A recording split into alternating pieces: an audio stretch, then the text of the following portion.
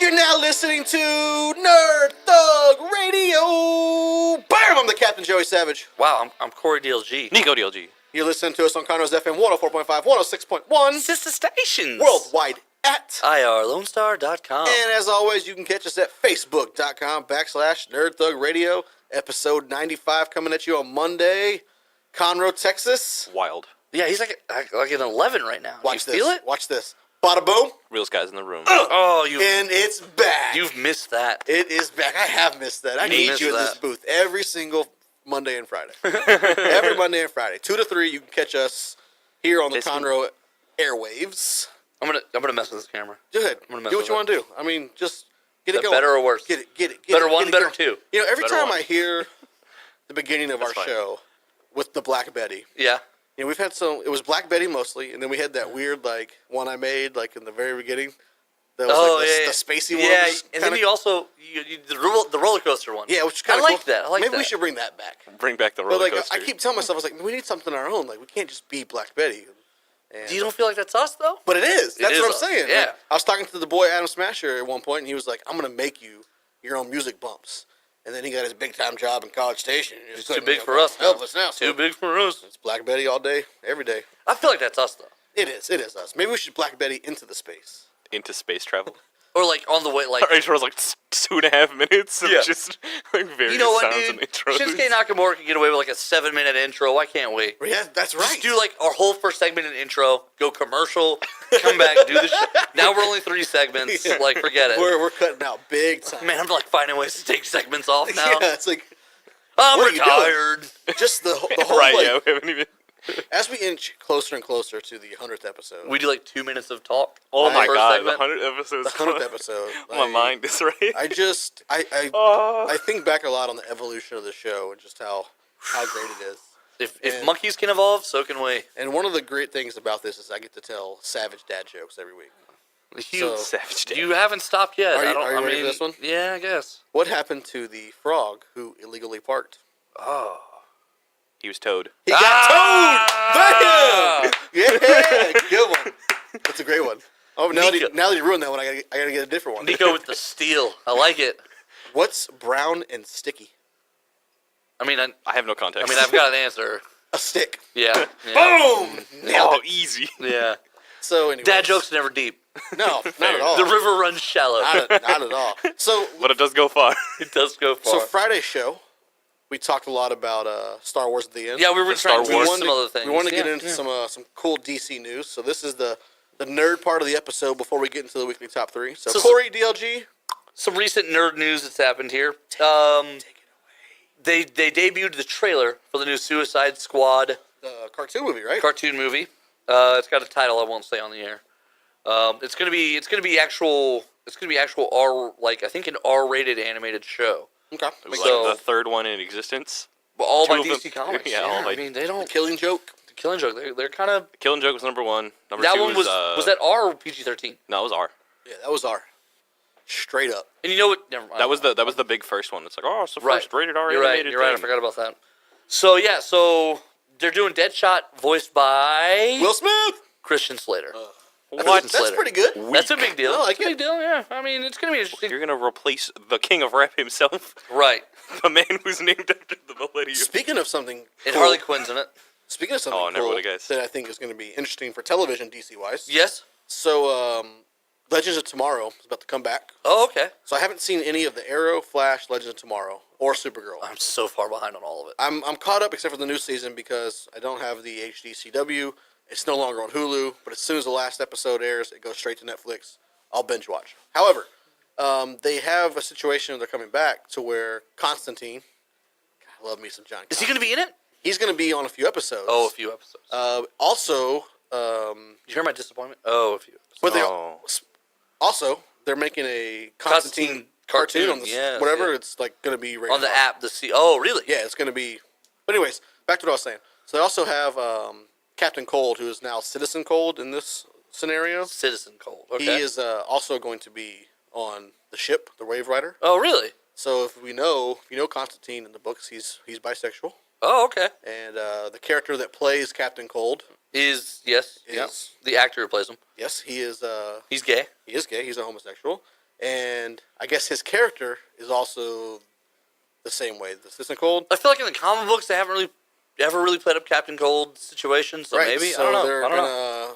they're teasing some like Matt Ryan, was it Wentworth Miller, Yeah. flirtatious vibes going on. How does Matt Ryan feel about that? I don't know. I mean, he's a great bloke, so who knows? This might be the This easy, might- easy. It killer. might be the thing that. This might be the thing where he's like, you know what? I don't really think I need to be Constantine anymore. So I think it's. I think it's time to retire. Yeah. But I think it's cool because when you see most of the comic book stuff, it's always females or Yeah. And Because stuff. comic books are ultimately like a man's right. So I think this is gonna. power fantasy, right? I think this could be great for diversity. Yeah. No, I'm with you on that. All right, I'm back to totally what you with were talking about, DC stuff. So, DC Comics, a long time ago, they bought a company called Wildstorm. Right, they did. Grifter, Grifter. the Love me some Wildcats, Grifter. Jim Lee. Shout out to the Wildcats. Oh, So- Shout out to Grifter. There was something going on at Wildstorm at the time, though, that was sort of unique. Alan Moore, who's one of the most prolific comic book writers in all of comic books, All of comic books. he had a long history of writing some really cool stuff for DC's Vertigo line.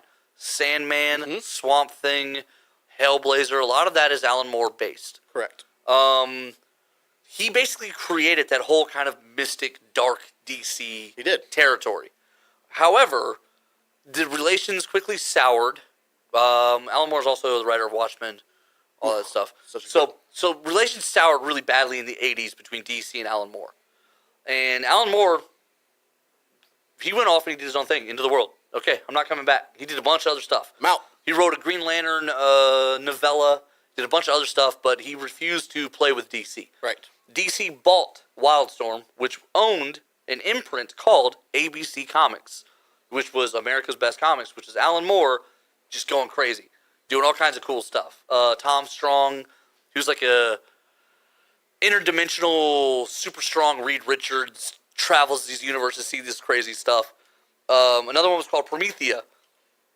And Promethea was it seemed like a mythological superhero, a Thor or a Wonder Woman. Okay. Okay. But what it actually was Alan Moore was weaving, there's a literary term for it, essentially a literary magical spell. Okay. And it's a comment on superheroes, but it's really more of like a modern myth than it is a superhero story. The further it got, the weirder, the more grimoire it got. So this character now exists. ABC Comics is technically owned by DC, but when DC bought Wildstorm, Alan Moore pitched a fit. He freaked out big time. right, because it's his things. He said, "League of Extraordinary Gentlemen's ABC Comics." He said, "Don't touch my stuff. I don't want to deal with you guys. I walked away from you guys. Y'all are chasing me now. That's right. Stay away." DC Comics agreed to stay away. However, there was a change to the upper level management about 3 years ago. No, a little bit longer than that.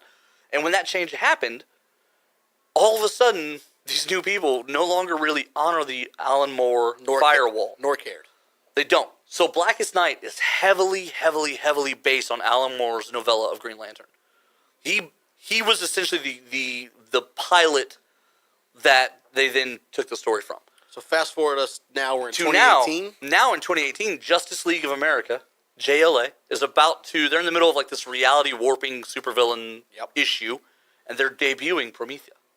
Oh no! Wow. They're pulling her straight into the DC universe. Now they're already crossing over with Watchmen, which is another thing. Right. That was Alan Moore's that he was like, "Stop! Don't touch my stuff, bro. Touch it. Here it comes. Don't you touch do it." Don't do it. Speaking So- of Watchmen, they're doing that. They want to do the HBO show or whatever. Right, the prequel kind of. Yeah. So the guy who was Owlman or whatever, Yeah, he wants to reprise the role. I think they all should. None of them Yeah. are that busy, right? No. None of them. None of the big three in that movie. The girl, the homeless dude, or him. Yeah. What are they doing? I mean, who was the biggest name? Maybe Billy Crudup at the time. Right, he's not a big name. No, I like Billy Crudup though. But I mean, none of them are big. Like you could call all those guys back Let's do it. for HBO. Come on. Come bring it. on. But anyway, so basically he was like, "Don't touch my stuff," and now they're about to feature Promethea in Justice League of America. And the artist for that was J.H. Williams, who is currently doing work for DC Comics. They didn't even call and tell him. He's the co-creator of the character. They didn't even notify him. Well, now there's even a new head of what's going on in DC Comics. They've gotten all these They're just, Marvel like- guys over here now. Right. Just And they're like, stealing. we don't care about anything. We're Well, just- and these aren't Marvel. These are long time. This is Dan Right. DiDio. This is Jeff Johns. And Jeff Johns, he was the Green Lantern writer that basically kind of ripped off the Alan Moore stuff to do Blackest Night, and everyone loves Blackest Night.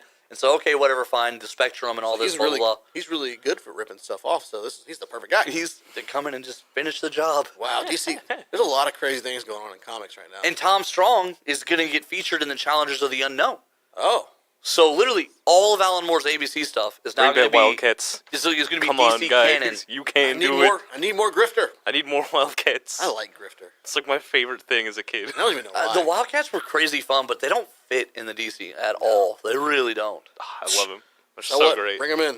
Well, at this Right, point, yeah. I mean, what do you do? Dr. with it? Manhattan this can make point- it happen. Right, yeah. Right. Do whatever you want. So before we jump out It's of a here, comic book. let's do something real quick here. Let's talk I just think about it's crazy they're ripping off Alan Moore. let's so talk hard. about Right, John's yeah. Pizza before we jump to a break. That's all right. So Papa John's Pizza is hiring right now in Huntsville, Conroe, North Houston, Spring area. The Woodlands, The Woodlands. They want to East hire. County, across the railroad tracks. That's right. They want to hire roughly 100 drivers over in the next nowish. And when you work there, what happens? Cash in hand. Money in your pocket when you leave. When you leave, when you get off your shift as a delivery driver, you leave with money in your pocket. Then you That's a get cool thing. Then you get a check in a couple weeks. Yeah, you get a check. But so anyway, you get Double cash dipping. in hand. Boom. Double dipping. And it's an easy job, flexible scheduling. They work with you. Valid driver's license, have your own car insurance. You can get a job. Blah, blah, blah, blah, blah. Reliable ride. Or you can Uber, like we talked last week. that would be interesting. So, as a thank you, though, to all the Nerd Thug Radio listeners, papajohns.com, type in the code Nerd Thug Radio, all one word. Start that from the homepage. That's right there on the front. You get a buy one, get one free. Buy one pizza at regular menu price, get the second pizza free. That's good for delivery or carry out. That's a big deal. Delivery. Sit at home, get a free pizza. And that's in the greater Houston area. Take advantage because I know I have. Nerd Thug Radio. We're going to jump out to a break. When we come back, we're going to get into our ever so famous weekly top 3.